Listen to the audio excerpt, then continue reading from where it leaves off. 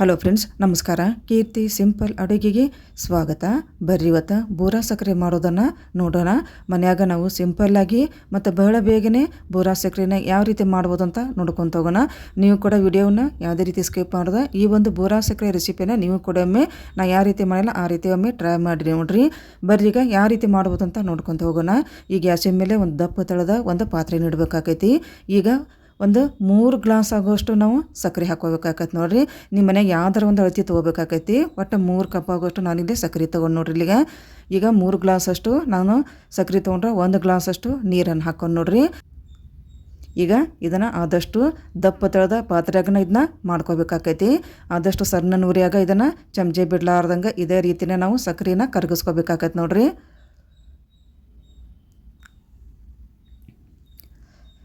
ಇವಾಗ ನೋಡ್ರಿ ಸಕ್ಕರೆ ಎಲ್ಲ ಕರಗ್ತು. ಅವಾಗ ಇದನ್ನ ಪಾಕ ಬಂದೈತಿಲ್ಲ ನೋಡ್ಕೊಂತಾನೆ ಇರ್ಬೇಕು ರೀ. ಒಮ್ಮೆಗೆ ಪಾಕ ಬಂದುಬಿಡ್ತೈತೆ ರೀ. ಇದು ಆದಷ್ಟು ಸಣ್ಣ ಉರಿಯಾಗ ಇದೇ ರೀತಿ ಚಮಚೆ ಬಿಡ್ಲಾರ್ದಂಗೆ ನೋಡ್ಕೊಂತಾನೆ ಇರ್ಬೇಕಾಕೈತೆ ರೀ ನಾವು.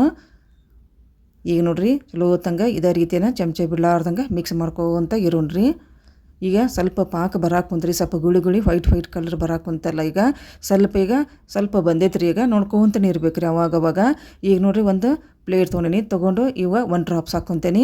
ಈ ರೀತಿ ಹರಿದು ಬರಬಾರ್ದು ರೀ. ಅದು ನೀಟಾಗಿ ಒಂದೇ ಕಡೆ ಕುಂದಿರ್ಬೇಕದು. ಅಂದ್ರೆ ನಮ್ಗೆ ಕರೆಕ್ಟ್ ಬೋರಾ ಸಕ್ಕರೆ ಹದ ಬಂದೈತೆ ಅಂತ ಗೊತ್ತಾಕೈತೆ ರೀ. ಈಗ ಇನ್ನೂ ಕರೆಕ್ಟಾಗಿ ಬಂದಿಲ್ಲ ಅದು. ಇದೇ ರೀತಿನ ಸಣ್ಣ ನುರಿಯಾಗಿ ಇದನ್ನು ಚಮಚೆ ಬಿಡ್ಲಾರ್ದಂಗೆ ಇದೇ ರೀತಿನ ಮಿಕ್ಸ್ ಮಾಡ್ಕೊತ ಇರ್ಬೇಕಾಕೈತೆ ನೋಡ್ರಿ.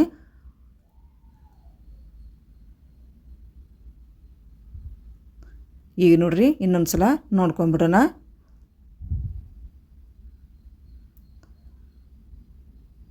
ಈಗೂ ಕೂಡ ಬಂದಿಲ್ಲ ರೀ. ಇದೇ ರೀತಿನ ಸ್ವಲ್ಪ ಬಿಟ್ಟು ನೋಡ್ಕೋಬೇಕಾಗತ್ತೆ ರೀ. ಯಾಕಂದ್ರೆ ಒಮ್ಮೆಗೆ ಬಂದುಬಿಡುತ್ತೆ ರೀ ಪಾಕದ. ಆದಷ್ಟು ಸ್ವಲ್ಪ ಟೈಮ್ಗೆ ನೋಡ್ಕೊಂತನೇ ಇರಬೇಕಾಗೈತಿ. ಈಗ ಇನ್ನೊಂದು ಸಲ ಮಿಕ್ಸ್ ಮಾಡ್ಕೊಂಬಿಡೋಣ ನೀಟಾಗ. ಈಗ ನೋಡ್ರಿ ಕರೆಕ್ಟಾಗಿ ಪರ್ಫೆಕ್ಟಾಗಿ ಬಂದೈತಿ ಇವಾಗ.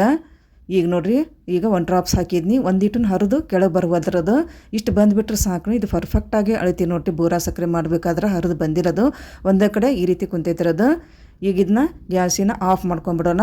ಗ್ಯಾಸನ್ನು ಆಫ್ ಮಾಡಿಕೊಂಡು ಇದನ್ನು ನೀಟಾಗಿ ಮಿಕ್ಸ್ ಮಾಡ್ಕೋಬೇಕು. ಲಘುನ ಮಾಡ್ಕೋಬೇಕಾಕೈತೆ ಇಲ್ಲಾಂದ್ರೆ ಗಂಟಾಗೋ ಚಾನ್ಸಸ್ ಇರ್ತೈತೆ ರೀ ಇದು. ಈಗ ಗ್ಯಾಸನ್ನು ಆಫ್ ಮಾಡ್ಕೊಂಬಿಡೋಣ, ಕೆಳಗೆ ಇಳಿಸ್ಕೊಂಬಿಡೋಣ್ರಿ ಬಾಳಿಗೆಯನ್ನು.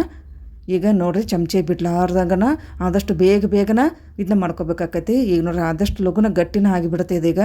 ಈಗ ನೀಟಾಗಿ ಎಲ್ಲ ಕಡೆ ಈ ರೀತಿ ಚಮಚದಿಂದ ನಿಧಾನಕ್ಕೆ ಇದನ್ನು ಮಿಕ್ಸ್ ಮಾಡ್ಕೋಬೇಕಾಕೈತೆ ರೀ. ಲಘುನ ಇದು ಪುಡಿ ಮಾಡ್ಕೋಬೇಕಾಕೈತೆ ನಾವು, ಇಲ್ಲಂತ ಗಟ್ಟಿ ಆಗೋ ಚಾನ್ಸಸ್ ಇರ್ತೈತಿ.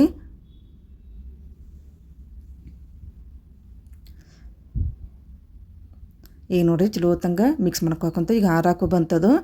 ಇದೇ ರೀತಿನ ಈ ಚಮಚದಿಂದ ಬಿಡ್ಲಾರ್ದಂಗೆ ಇದನ್ನ ಪೌಡ್ರ್ ಮಾಡ್ಕೋಬೇಕಾಕೈತೆ ರೀ. ಗಂಟು ಹೊಡಿಬೇಕಾಕೈತಿ ಈ ರೀತಿ.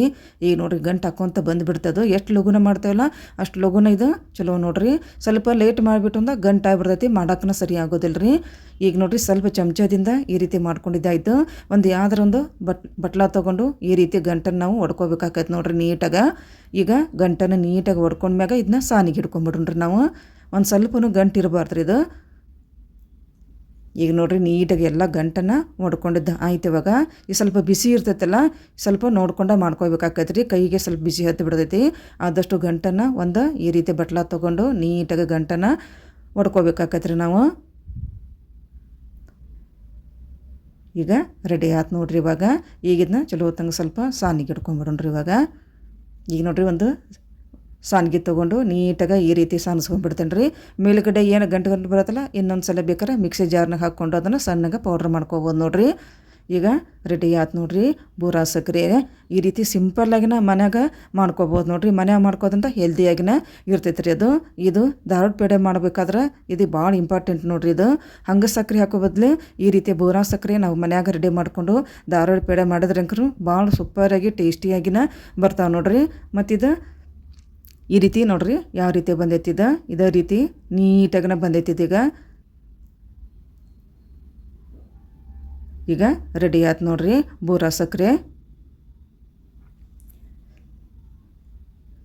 ಇದು ಬೇಸನ್ ಉಂಡೆ ಕೂಡ ಮಾಡೋಕೆ ಸರಿ ಆಕೈತೆ ನೋಡ್ರಿ. ಇದನ್ನು ಬೋರಾ ಸಕ್ಕರೆ ಹಾಕಿ ಮಾಡಿದ್ರಂಕ್ರು ಬೇಸನ್ ಉಂಡೆ ರುಚಿ ಇನ್ನೂ ಹೆಚ್ಚಿಗೆ ಆಕೈತೆ ನೋಡ್ರಿ. ರೆಡಿ ಆತ್ರಿ. ಇವಾಗ ಮನೆಯಾಗಲೇ ಹೋಮ್ ಮೇಡ್ ಬೋರಾ ಸಕ್ಕರೆ ರೆಡಿ ಆಯ್ತು. ಈ ಒಂದು ಬೋರಾ ಸಕ್ಕರೆ ರೆಸಿಪಿ ನಿಮ್ಮ ಲೈಕ್ ಆಗಿದ್ರೆ ಲೈಕ್ ಮಾಡಿರಿ, ಶೇರ್ ಮಾಡಿರಿ, ಹಾಗೆಯೇ ನನ್ನದೊಂದು ಚಾನಲ್ ನೀವು ಸಬ್ಸ್ಕ್ರೈಬ್ ಮಾಡ್ಕೊಂಬಿಡ್ರಿ. ನಮಸ್ಕಾರ, ಧನ್ಯವಾದ.